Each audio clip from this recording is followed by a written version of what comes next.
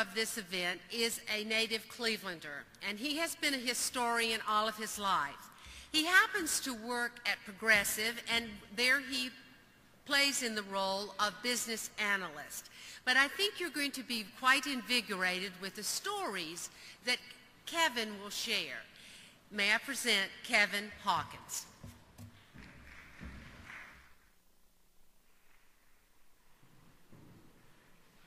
Gosh, Mary Kay, thanks for that introduction. And as Mary Kay was telling you, I'm a business analyst at Progressive. We've heard a lot of really interesting technical people here today. Now I'm going to tell you a little bit about a story or various stories today. So, without further ado, let's talk about the capital of know-how. I want to welcome everybody to the capital of know-how. You know, the capital of know-how is really a large region. It's not just Cleveland. You know, within 600 miles of Cleveland rests 60% of the manufacturing of the United States and 60% of the manufacturing of Canada. So we're kind of right in the middle of things. You know, we're halfway between Chicago and New York. We're close to Toronto. We're close to Atlanta. We have Pittsburgh. We have Detroit. We have quite a bit, and we're right there in the center. So we're going to talk a little bit about how centrally we are located, but we're also going to talk about the capital of know-how. You know, first thing I did was, I go, gosh, you know, I'm going to look up in the dictionary to see what know-how means. So I did. This is a dictionary version of what the word know-how is. And know-how is the practical knowledge of how to get something done. And the reason why I kind of think that this is a little bit apropos, Mary Kay, before she came to Cleveland, was in Rhode Island. And there's a story about her in the magazine that we have out there. And she couldn't get anything done, or there was a particular thing she couldn't get done.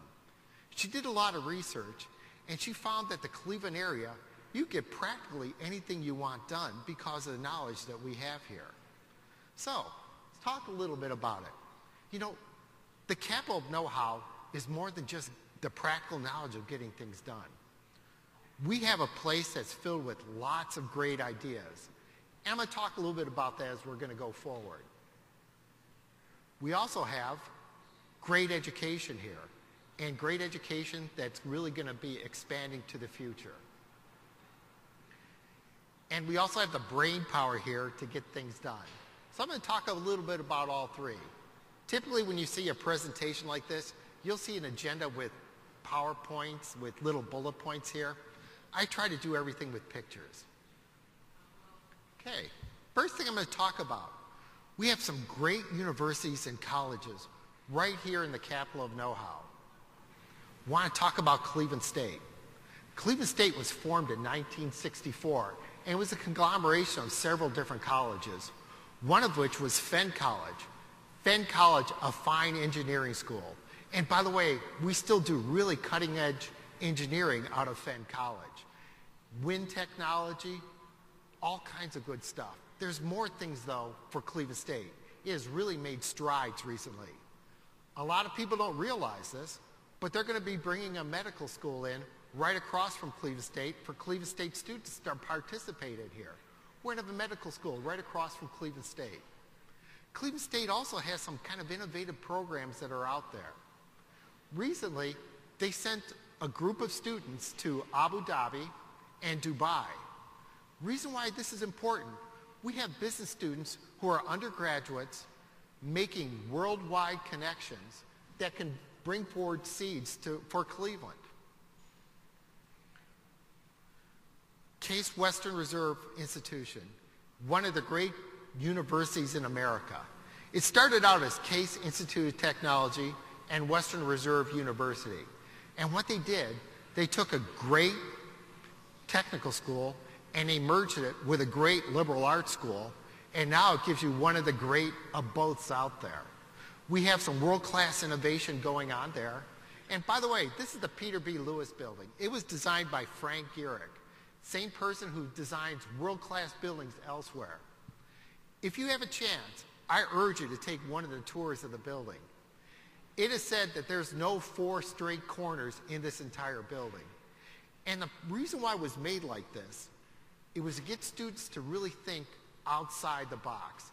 You're not in a box-type building. You're in a thing, and when I took a walk through it, I felt like I was walking through an iceberg. When you're walking up, you see these crevices, everything's in white, you're looking at the skylight. It is something really neat.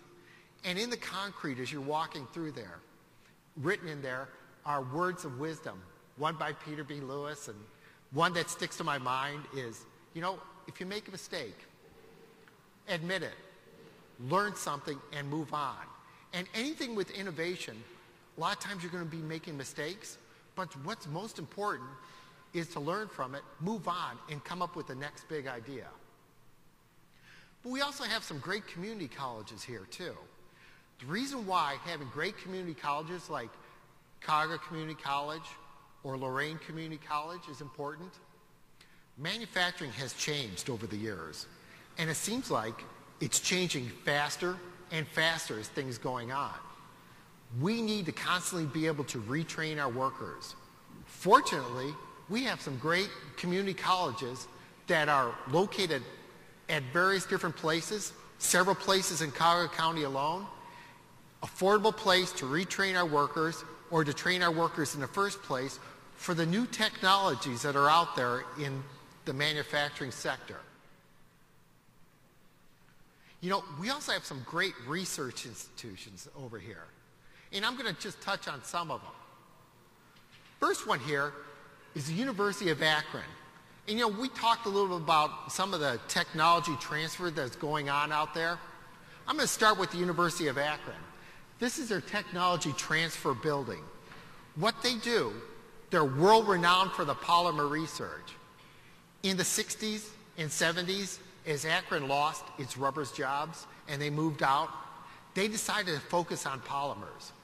They do such world-class polymer research that they can actually change the properties of molecules.